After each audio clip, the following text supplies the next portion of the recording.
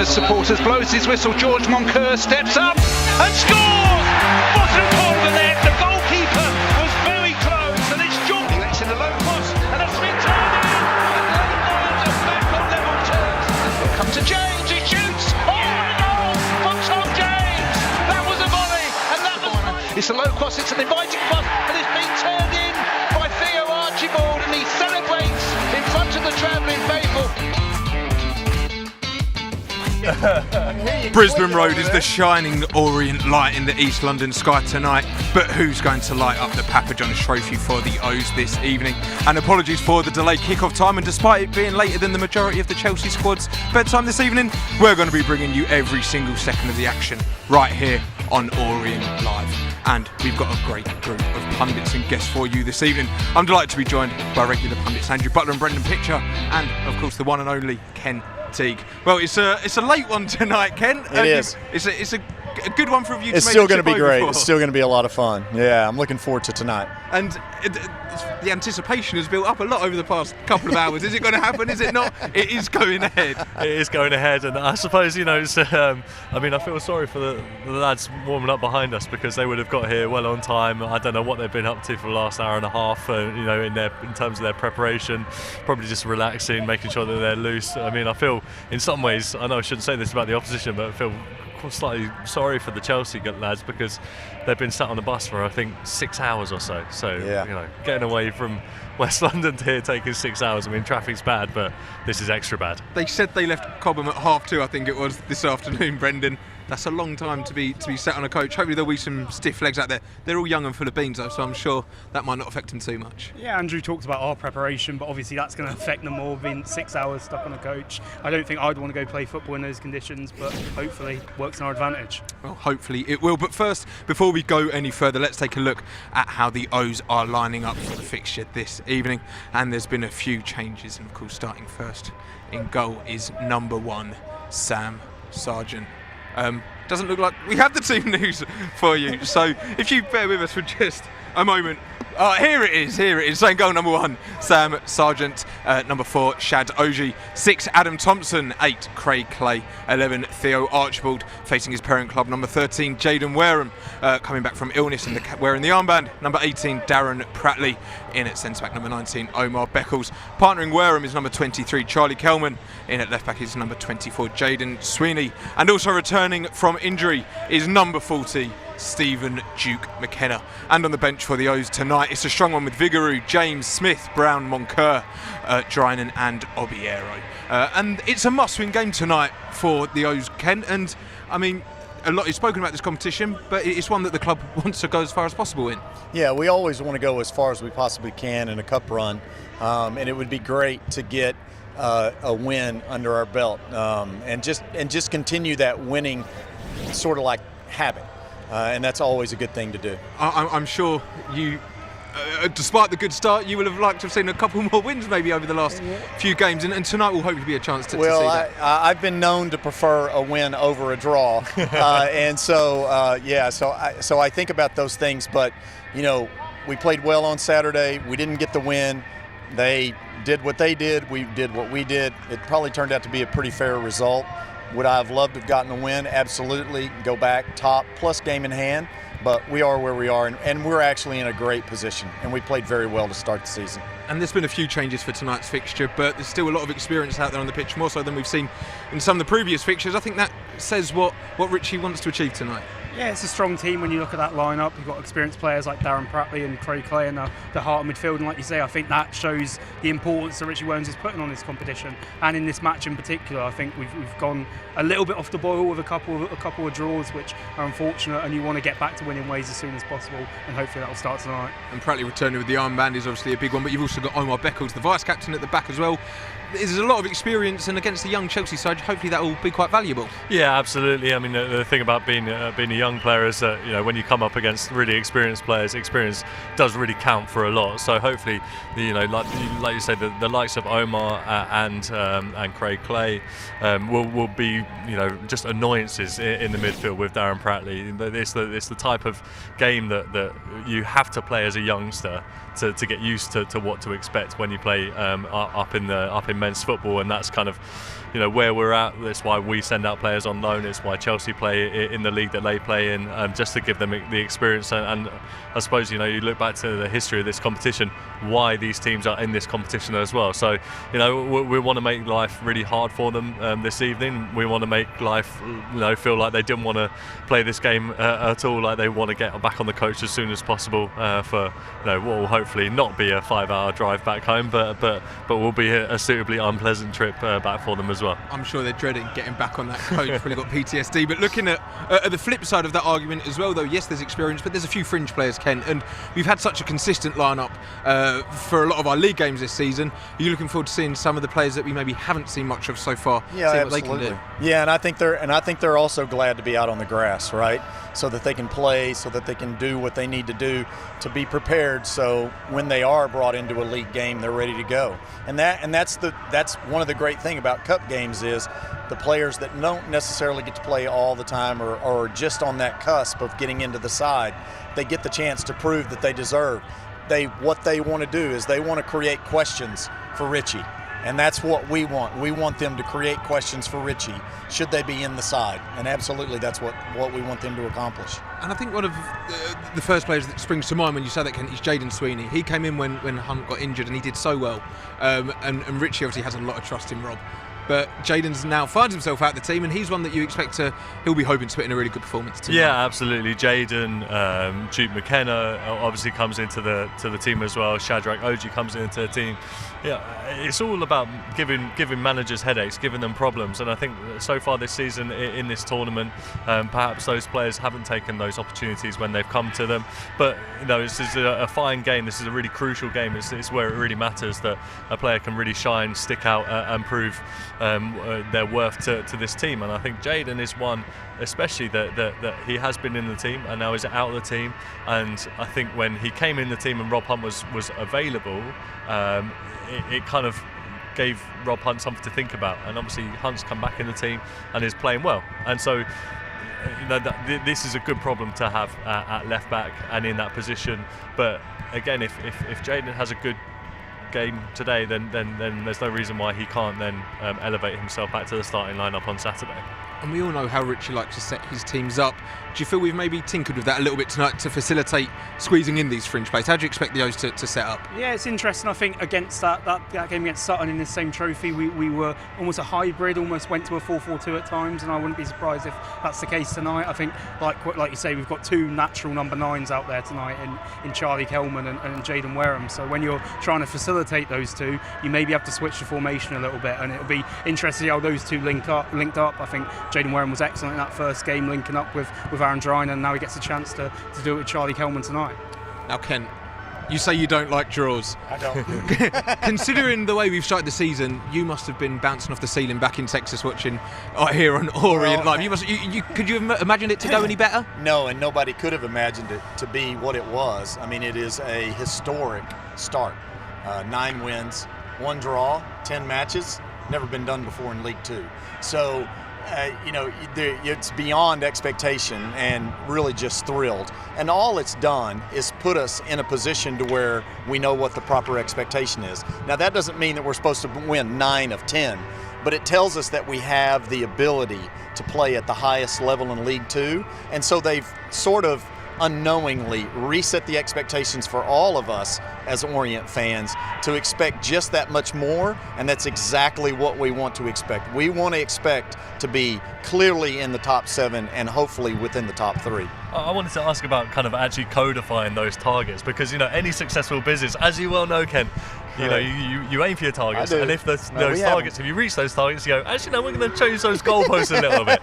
Have those conversations happened? Well, no, not really, because our goals and our objectives are very clear at the beginning of every season, and we've talked about them: points per game, points per game, points per game.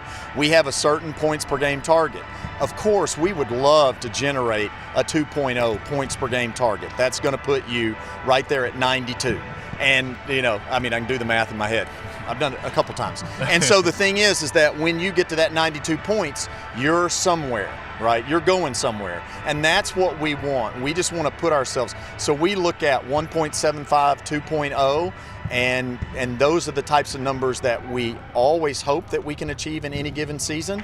But now it looks like we may have the ability to do that.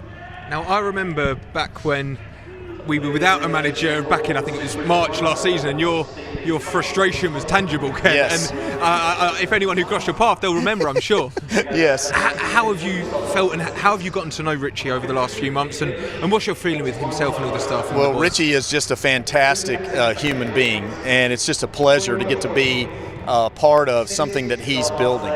And, you know, with Richie has this tactical awareness and this tactical ability, which is really amazing and strong, but he's also got this man management side where he has a real strong understanding of the players, what he expects out of them, what he wants from them, and he has very clear ways to communicate to them.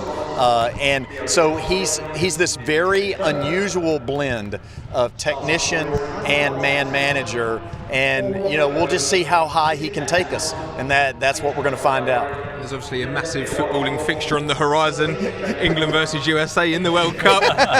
That'll be a big one. I don't know if you'll be over here following the O's. I'm sure you'll be rooting on for England, I'm sure. My expectation is when we have these types of seasons, you start to feel a feeling. And so I'll be here December, January, February, March, April, and then I just may live here in May. Somebody, I don't know who it is in this club that's going to have to drag us over that line, whatever that line is, but I'm willing to be one of the ones that helps out if I can. Well, Ken, thank you for joining us, and Absolutely. hope you enjoy Always the a rest of your pleasure, trip gentlemen. here in All right. England. We'll let you run off and do your Good seeing normal you. pre-match All duties. right. Thanks a lot. Enjoy. All right. Good And night. we're going to hear from the main man, Richie Wellens, as well. So let's hear from him now. It is Chelsea. I think there's 4 clubs in the group, all on 3 points. Yeah, we need to win the game either outright or on penalties to go through, and it's a tournament that because everybody's training really well, people need games, so it's a tournament that we want to go through and get to the next round. And I'm sure the focus now shifts onto, first of all, Tuesday night's game. It's a must-win in that competition, but then Carlisle on Saturday. I'm sure you're looking forward to that journey. Yeah, I know. Yeah, we want to try and win as many football games as possible. So whether it be the Papa John's, the FA Cup, the league, you know, we want to keep winning, get the winning habit back. And whether it's Carlisle away or whether it's Colchester up the road, we want to go there feeling fresh and ready to perform. And of course, don't forget the full versions of those interviews can be found over on the Orient socials, so make sure you head over and go and watch them. And of course, if you're watching live on our YouTube stream, then head over to the Orient website, because tonight is available to stream for UK and international fans, so make sure you watch along live with us here on Orient Live. Now, going back to Orient and that man in particular, Jordan Brown, he came in and had the big boots to fill in the shape of Idris El Mazouni, but he's someone that has been featuring minutes slowly but surely. It's surprising even that he isn't maybe on the pitch tonight. Yeah, I was going to say that. I think as a testament to how well he's done, that he's almost being rested tonight. He's one of the more important players. Like, we don't know whether Idris is going to be fit or not on Saturday, and if Idris isn't going to be fit, then Jordan Brown's going to have to start and play again. I thought he did a good job there in the number 6 position on Saturday. He just keeps things ticking over, and it's clear how much Richie trusts him, because you see whenever we defend the lead, he's the first man to be called upon, and that's a real good sign for such a young player. It's a really hard one to call tonight. I know we've spoken a lot about the delayed kick-off time, and they've sat on a coach. We've been sat around here for nearly 3 hours. It's up against under-21 side as well. It's just a really hard one to call tonight. Yeah, absolutely. I think all of these games in this particular competition are difficult to call, because when we played against Sutton earlier in this season, I don't think we were expecting it to be such a thrilling first 15 minutes, and obviously the game petered out a little bit. But it was it was a very attacking game. It was a game that it looks like kind of like the handbrake was off for both teams, and we played we played very well. And it was a decent game, but it is difficult to call, because also for Chelsea under-21s coming here, I don't know what their priorities are, even as a club, even as a team. Is it to promote their players through to the senior team? Is it to kind of trying to flip some of these players into higher assets or higher value assets as well? Who knows? But they've obviously come into this competition, and it gives them the chance to play men's football.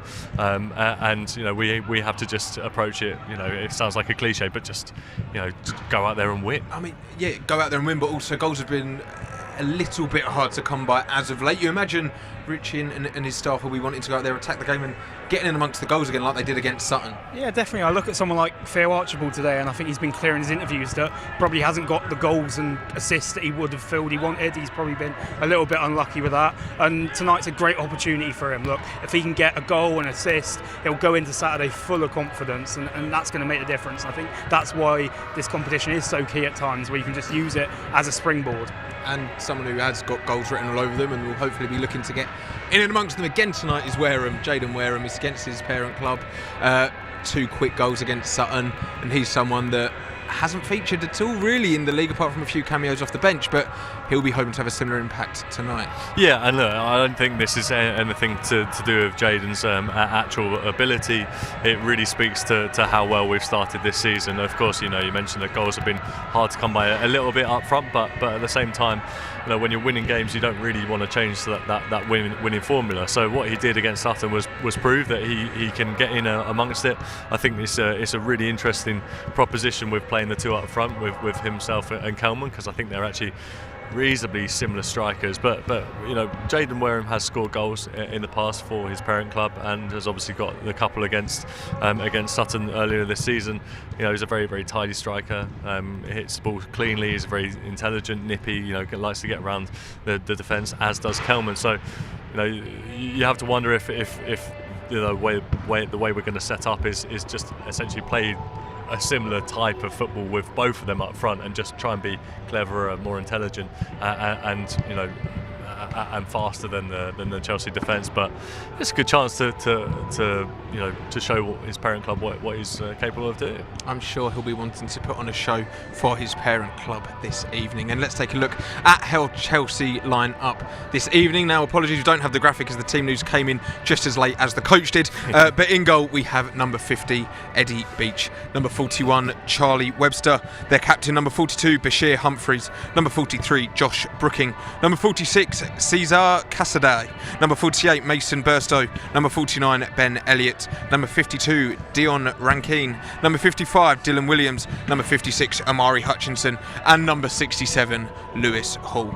And on the bench for Chelsea under-21 this evening, Zach Sturge, Malik Motherstill, Jude Soonsup-Bell, Jimmy Taurinen, Silko Thomas, Leo Castledine and Teddy Kurd. Now, apologies for any wayward mispronunciations there. We literally only just got the team sheet there, so that was the first time we've read it. But having just read it out to you for the first time, Brendan, any names on that sheet that jump out to you? I think there's a player there who we highlighted this time last year in this trophy with he's playing for Charlton. It was Mason Burstow. He's a very young, exciting striker, came through that Charlton academy, and he's done really well to get his move to Chelsea. I think we're seeing some of the clips here on the screen where he's just a natural finisher at this level, and I think he's obviously shown something for the Chelsea academy to come out and pay a couple million quid for him and put him on that pedestal, which takes a lot when you're a player coming through a Football League academy for you to take an eye of a Premier League team such as Chelsea. And he's really kind of caught the eye in these couple of games that we've seen from Chelsea in this competition. I think they've been a little bit up and down. They obviously lost to Sutton in their opening game, but then they beat Oxford in the next game. So it shows how unpredictable this competition has been. And Mason Burstow, for me, has probably been the standout player for them in this competition so far. Yeah, something about Burstow, as we see on the highlights, is that his goals are so varied, and he's got a couple of headers. He's 6'1", great ability. This one's the pick of the bunch, because being able to spot a keeper off his line just like that and execute it in such a way shows he's got ability. He's got to be the player that Orient are looking out for tonight to make sure he stays quiet. He's the player we have picked out, and maybe because we're a bit limited for names we know much about, but that must make it hard not only for us to talk about, but for Richie and his staff to prepare and know what they're facing. Yeah, look, this team plays week in, week out, and Richie obviously has things like Y Scout and things available where you can scout these games, and also maybe a little mole in the camp in Paul Terry, whose brother obviously I believe is here and is working in the Chelsea youth system. So I think they'll probably be well prepared. I obviously, when you're talking about Richie Wellens, he's a very well prepared coach, and I don't think he's going to leave anything to chance. Well, maybe not, but again, you've said it, it's an unpredictable competition. Some of the players might having some of the players who are playing that featured on Saturday might be a little bit tired from Saturday's game. It's not the league. Do you think that could potentially creep in a little bit? Yeah, I mean, you have to just accept that players are humans too, and all sorts of things can affect their preparation. Of course, Chelsea's team coming here are more affected than our guys. Sitting around here, having arrived at the stadium, at a normal time. But there's a really interesting piece with Omar Beckles from the game on Saturday in the Athletic, which came out this morning, where he was talking through his whole routine, and it was a really fascinating insight into the way that he prepares for the game. And it's kind of like, you wake up this time, I eat this at this time, I eat this at this time, so that I know that I can perform at this time, with the energy that I have in my body. And just having a kickoff delayed by an hour and a half does impact you in some way. I don't think in such a marked way it will affect you as perhaps playing on Saturday and then having to play 2 days later, for example. But the preparation is meticulous. Even at a lot of levels of football, and so we might see a ropey game of football, but it might mean that it might be very, very entertaining because Chelsea have come here with their huge delay. It'll be up to their players to prepare in a way that just gets them up for the game. But for us, at least we're playing at home. We know the familiar surroundings that we're in. And picking up on Omar Beckles there, that was a fantastic interview in the Athletic, and he's such a great pro. And he's got a bit of a task on his hands tonight. He's got a goalkeeper and a defence alongside him that haven't played many minutes at all together this season. He's going to have to really be the leader in that back line. Yeah, but if that's probably why he's playing tonight. I think if you want one man to command that defence, it is going to be Omar Beckles. He's been so impressive this season. And when you think about like maybe a 30-year-old experienced defender coming up against a team of under 21 players, you probably think they might struggle. But Omar Beckles is as quick as most forwards at this level. So I don't think he's going to struggle for pace. I think he's obviously going to be hopefully stronger than most of these lads, so I expect him to put in another commanding performance. Hopefully so. Well, it also has to be said there's a massive well done, I think, to the fans that have hung around here, some of them as early as 6:30, I think, so thank you as well for waiting around for that kickoff, and apologies again for the delay. But we've got a little something special to surprise you with. We've got a little teaser. They're one of our own.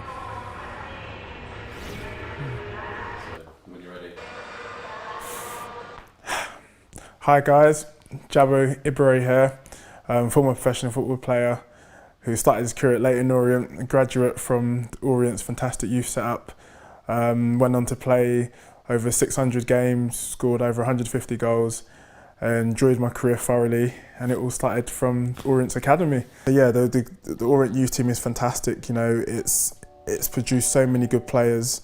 It gives the youngsters a great opportunity, and this is why we're here. Let's do this. So, in the beginning then, so tell us how it started, how it started for you. So basically, I have an older brother. He was playing football at the time and my dad was manager. So when I was growing up, it was just always football. And I got into the football at about the age of 8. Just playing Sunday league and that. Got quite good. And then just literally playing every weekend. I got interest from clubs. I went to West Ham, Montreal for a few months, and then funny enough I got scouted by my PE teacher from my secondary school to come to Orient. Yeah.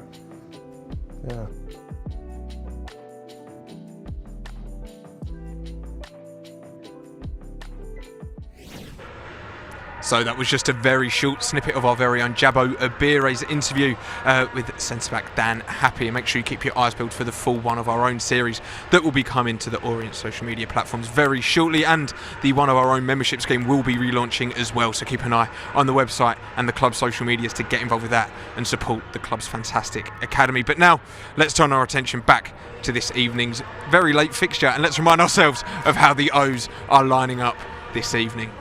So there's a few changes for the O's, and in goal is number 1 Sam Sargent. In at centre back is number 4 Shad Oji, number 6 Adam Thompson. It's a midfield 2 we believe this evening. We're starting with number 8 Craig Clay, number 11 Theo Archibald is out wide, with number 13 Jaden Wareham up top, And the skipper, number 18, Darren Prattley, joins Craig Clay in the middle of the park with number 19, Omar Beckles in that back four. And number 23, Charlie Kelman, partners Jaden up top with number 24, Jaden Sweeney in at left back. And number 40, Stephen Duke McKenna finishes off our starting 11. And on the subs bench for the O's is Lawrence Vigouroux, Tom James, Paul Smith, Jordan Brown, George Moncur, Aaron Drynan and Zek Obiero. So looking at that again, we haven't spoken too much about Duke McKenna. He obviously picked up an injury that from the stands looked like quite a bad one. He was off straight away. He's one that we'll be wanting to really show what he can do for the first time this season. Yeah, absolutely, because he was, as naturally you would be if you're a player, absolutely gutted because he had his chance against Sutton and to get it, cut short with an injury that's kept him out for a few weeks, will be devastating, and I suppose you have to rebuild again from a level of playing in this trophy. So hopefully, he can perform, he can show us as fans, but also Richie what he's capable of doing in a competitive game. And again, push on, hopefully get in the first team for his sake.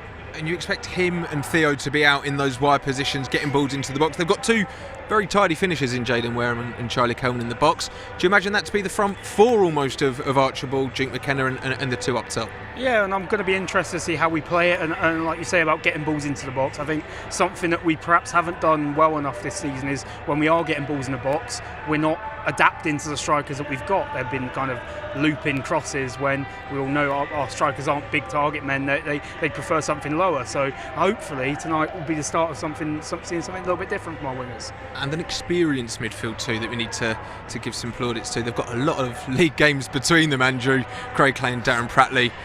Probably didn't expect both of them to start tonight, but they're going to have to give us a lot of energy in the middle of the park. Yeah, a lot of energy, but like you said, with that comes a lot of experience as well.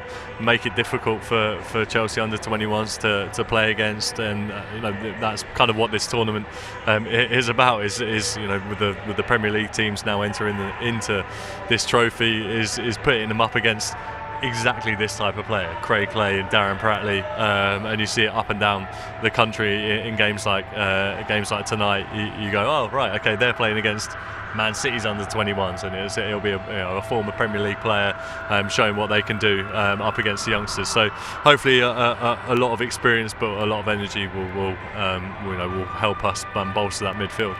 Kick-off is very nearly upon us. Finally, it's been such a long way. What way do you feel this one's going to go, Brendan? I'm hoping we can get back to winning ways, and I'm hoping it doesn't go to penalties because we've already stayed up late enough tonight. Absolutely. And how big could a win be for confidence? It's another league fixture on Saturday and it's a long trip. As the boys are coming out, they'll be wanting to win, won't they, Andrew? Yeah, absolutely. Obviously, it's been 3 games without a win. Considering the start of the season that we've had, now is the time to just get back to winning ways and kick on to Saturday. Well, the West Stand is going wild behind us, so it's time now to pass over to our commentary team of Dave Victor and Matt Hiscock.